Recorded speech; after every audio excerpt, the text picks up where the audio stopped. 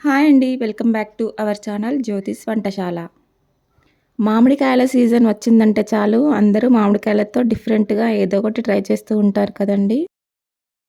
అలానే ఈ మామిడికాయతో నేను కూడా నా స్టైల్‌లో మామిడికాయ పులిహోర ఎలా తయారు చేయాలో చేసి చూపిస్తాను.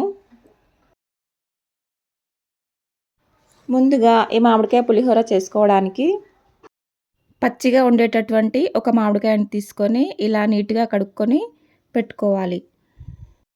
ఇప్పుడు ఈ మామిడికాయను ఒక పీలర్ తీసుకొని మామిడికాయ పొట్టు మొత్తం ఇలా గీరేసుకోవాలి. ఇలా మామిడికాయ చెక్కంతా గీరేసుకున్న తర్వాత కొబ్బరి తురిమే హోల్స్ ఉంటాయి కదండీ! దాంతోటి సన్నగా తురుముకోవాలి.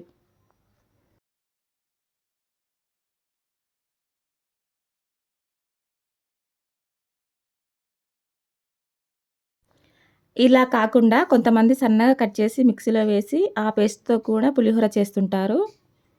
అలా చేసేదానికన్నా ఇలా చేస్తేనే టేస్ట్ ఇంకా చాలా బావుంటుంది. ఇలా మొత్తం మామిడికాయను తురుముకున్నాక మధ్యలో ఉన్న మామిడికాయ పీస్‌ను తీసేయాలి. ఒక్క మామిడికాయ తురుమైతే ఇంతైతే వచ్చింది. దీన్ని పక్కన పెట్టేసి నెక్స్ట్ స్టవ్ వెలిగించుకొని ఒక కడాయి పెట్టుకొని అందులో 1 టేబుల్ స్పూన్ ఆయిల్ వేసుకోవాలి. ఈ ఆయిల్ వేడయ్యాక ఈ ఆయిల్‌లో 1 టీ స్పూన్ జీలకర్ర, ఆవాలు వేసుకోవాలి. జీలకర్ర, ఆవాలు కొద్దిగా వేగాక దీంట్లోకి 2 ఎండుమిర్చీలు ఇలా తుంచి వేసుకుంటున్నాను. ఎండుమిర్చి కూడా కొద్దిగా వేగాక ఎండుమిర్చి కూడా కొంచెం వేగాక ఒక పిడికెడు వేరుశనగ గుళ్ళు కూడా వేసుకుంటున్నాను. ఈ వేరుశనగ గుళ్ళను స్టవ్ సిమ్‌లో పెట్టుకొని వేయించుకోవాలి. లేదంటే లోపల సరిగ్గా వేగకుండా పైన కలర్ వచ్చేస్తాయి. ఇప్పుడు ఈ వేరుశనగ గుళ్ళను కలుపుతూ ఫ్రై చేసుకోవాలి. ఇలా వేరుశనగ గుళ్ళు ఫ్రై అవుతుండగానే దీంట్లోకి 2 టీ స్పూన్స్ శనగపప్పు, అలాగే 2 టీ స్పూన్స్ మినపగుళ్ళను కూడా వేసుకొని ఫ్రై చేసుకుంటున్నాను. ఇలా వేసుకున్న పప్పులన్నింటినీ మంచి క్రిస్పీగా అయ్యేలాగా ఫ్రై చేసుకోవాలి. పప్పులన్నీ ఫ్రై అయ్యాక దీంట్లోకి 4 రెమ్మల కరివేపాకుని కూడా వేసుకొని ఫ్రై చేసుకుంటున్నాను.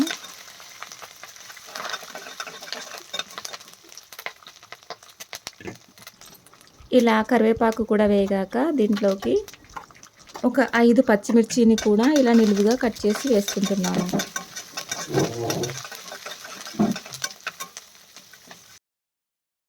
పచ్చిమిర్చిలు కూడా వేగాక దీంట్లోకి 1 టీ స్పూన్ అల్లం వెల్లుల్లి పేస్ట్, అలాగే పావు టీ స్పూన్ పసుపును కూడా వేసుకోవాలి.